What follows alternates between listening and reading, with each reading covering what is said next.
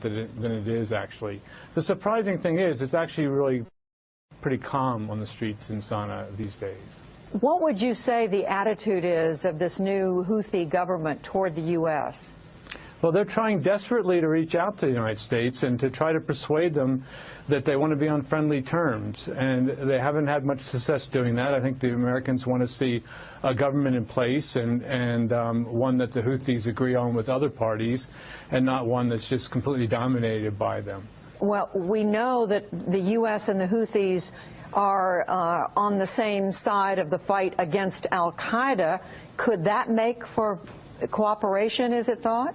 Well, I think it's already making for cooperation. You know, the Houthis have long campaigned against American drone strikes, even though they're against their bitter enemies, al-Qaeda. And since taking control, they've done nothing to interfere with those. In fact, they've dialed back the anti-drone and anti-American rhetoric. So, Rod, with no U.S. embassy there, how are they trying to reach out to the U.S.? What is the message?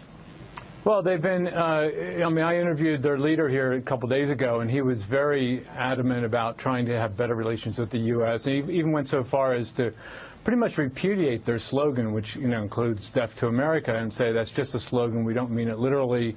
We want to be friends with the United States and with Saudi Arabia and other countries in the region. And he even played down their connection to Iran. It's widely believed that the Iranians financed them, but he said that wasn't true, and they didn't want to see Iran make headway in Yemen either. And so it's a very reassuring message, but it's hard for the Americans to take that seriously when, first of all, they don't have an actual government to deal with here, whether it's a Houthi or other government, including the Houthi, and I think they want to see that before they move forward. Well, it certainly is some interesting signals.